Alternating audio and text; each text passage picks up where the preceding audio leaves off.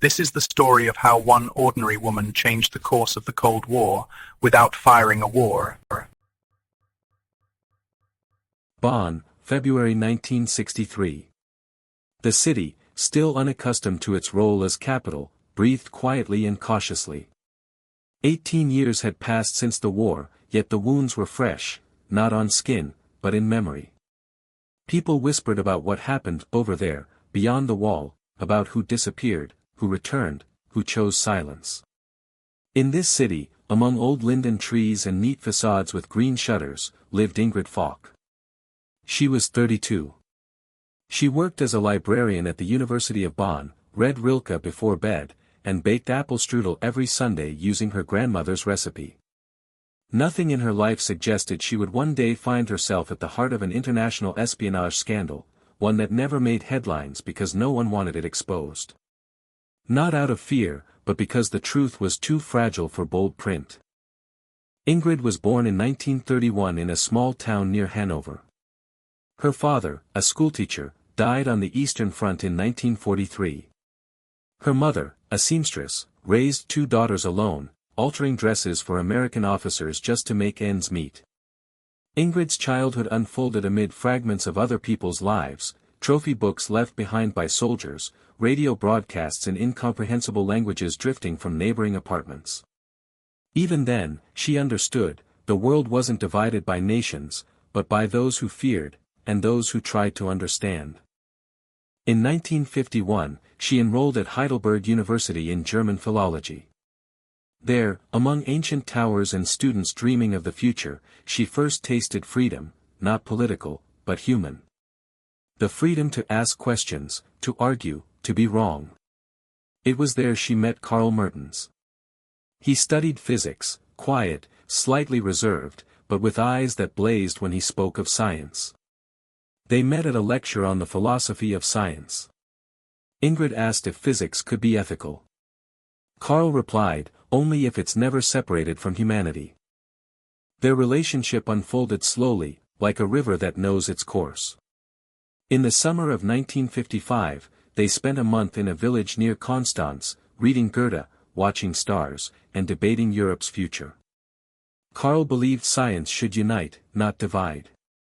Ingrid believed words could build bridges. Together, they dreamed of a world where borders were just lines on a map, not barriers in the mind. It sounded naive. But in those days, naivety was a form of courage. Everything changed in 1956. Khrushchev delivered his secret speech denouncing Stalin's cult of personality. The Hungarian uprising erupted. In Germany, paranoia deepened, every second neighbor might be an informant. Karl began receiving letters from East Berlin, from an uncle working at the GDR Ministry of Education. Then came a letter from the uncle himself, "Your father is dead. Your mother is ill. Come home." Karl packed a suitcase. Promised to return in 2 weeks. Ingrid kissed him at the station, feeling cold seep beneath her skin. She knew, he wouldn't come back. He didn't. A month later, an official notice arrived. Karl Mertens had been transferred to Humboldt University in East Berlin under an academic exchange program. But Ingrid knew it was a lie. There was no exchange. He'd been taken. Perhaps willingly. Perhaps not. She wrote him letters. All were returned marked, "Addressee no longer resides at this address." After a year, she stopped writing. But never stopped thinking of him. 1963, the Cold War reached its peak. The Cuban Missile Crisis had passed, but tension lingered. The Berlin Wall had stood for 2 years, a scar across Europe's body. Americans and Soviets waged invisible war at every intersection, in every cafe, every phone booth. But Ingrid wasn't a spy, not in the way we usually imagine, microfilm and buttons, code phrases in restaurants. She carried no gun. Took no orders from the CIA or Stasi. Yet she became the very node through which information flowed, information capable of altering history. It began with a letter. An ordinary letter on thin blue paper, smelling faintly of lavender, ink slightly blurred. It arrived in February 1963, addressed to her personally, though the sender gave no name. Inside, just one sentence: "Do you remember what you said in Heidelberg?" Ingrid understood immediately. It was a voice from the past, the voice of someone she hadn't seen in 7 years. Someone she believed dead. Her heart pounded as if it had grown 20 years younger. She reread the letter dozens of times. Checked the postmark: Prague. Not East Berlin. Not Moscow. Prague. A city that still held remnants of freedom. That gave her hope. She didn't reply. Just waited. A week later, a second letter arrived, with exact time and place: Zoom Stillenwinkel, Cologne. Wednesday, February 14th, 3 p.m. Order black coffee. I'll find you. She didn't hesitate. Took a day off, telling her supervisor her mother was ill. Took the train to Cologne. The café sat in the old quarter, near the cathedral. Inside, it smelled of cinnamon and aged wood. She sat by the window, ordered coffee. Her hands trembled. At 3:07 p.m., the door opened. A man in a gray overcoat entered, newspaper in hand. He sat at the next table without looking at her. Only after the waitress left did he turn. It was Karl. But not the Karl she remembered. His face was gaunt, his gaze heavy, as if he carried not just a coat, but the weight of the entire system he'd entered. They spoke softly, almost in whispers. He offered no explanation of where he'd been. Only said, "I need your help. Not as a former lover. As someone I can trust." Ingrid didn't hesitate. She nodded. Then he handed her a small notebook in a leather cover. Inside, data. Precise. On a new missile. The R-12. Tests in April. Launch site in Kazakhstan. Coordinates, timing, specs. If this reaches only one side, escalation. If both sides know, negotiation becomes possible. You must find a way to share it so no one can say, "The enemy did this." Ingrid grasped his intent. This wasn't espionage. It was an act of trust. Karl believed she could deliver the information in a way that prevented escalation, and instead became a step toward détente. But how? Through whom? She had no access to diplomatic channels. Belonged to no intelligence agency. Had no contacts. Only her job at the university library, and access to scientific journals read by scholars on both sides of the Iron Curtain. She didn't sleep that night. Ran through options. Approached the American consulate. Too risky. Send a letter to the UN. It would vanish. Publish in a newspaper. Cause panic. Then she remembered, the university had recently subscribed to the Swiss journal Helvetica Physica Acta, a neutral country, respected publication, read in both Moscow and Washington. The perfect place for a quiet leak. She devised an ingenious plan. Under the pseudonym Dr. Ingrid Falk, she wrote a paper titled Theoretical Aspects of Ballistic Trajectories at Medium Ranges. Filled with complex equations, citations of physics classics, and hypothetical calculations, the article concealed within its footnotes and one graph the launch coordinates, 46 degrees north, 67 degrees east, test date, April 12, 1963, and warhead mass, 1,200 kilograms.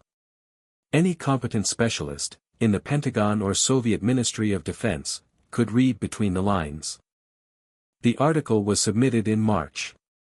The editor, a Swiss named Emil Weber, found it interesting, if somewhat speculative, but published it. After all, the author cited open sources.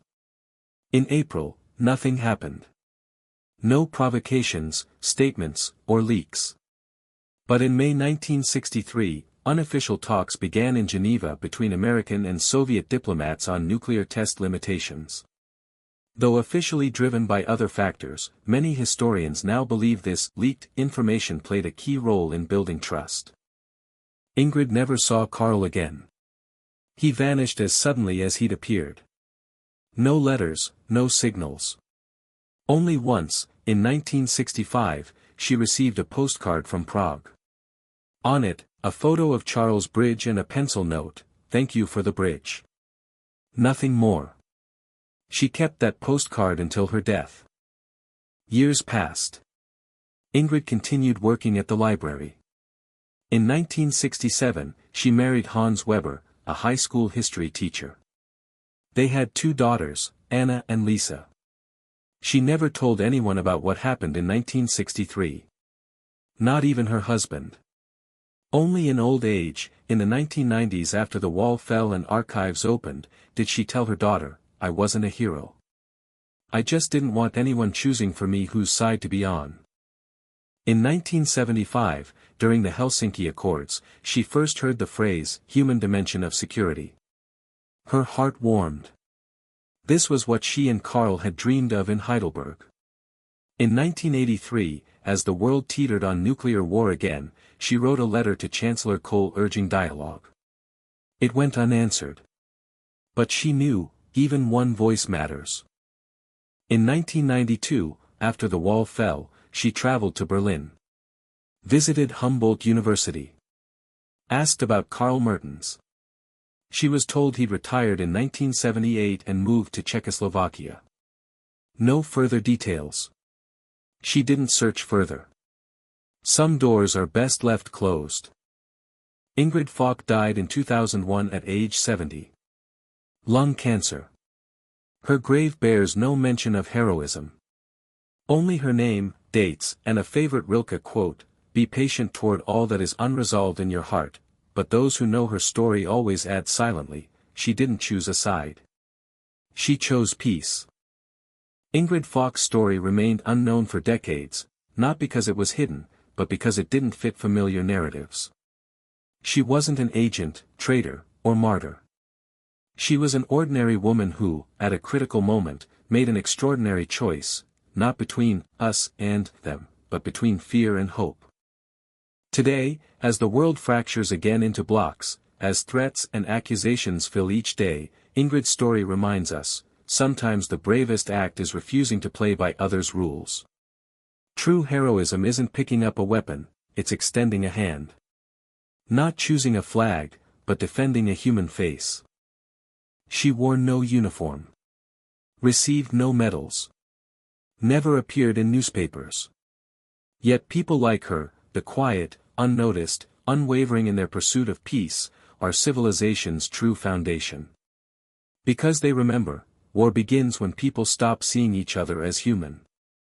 Peace begins when they start again. Her story isn't about espionage. It's about trust. About finding a way to speak truth without fueling hatred, even in the darkest times. About how science, literature, even a simple strudel recipe, can all be acts of resistance. Resistance to fear. Resistance to division.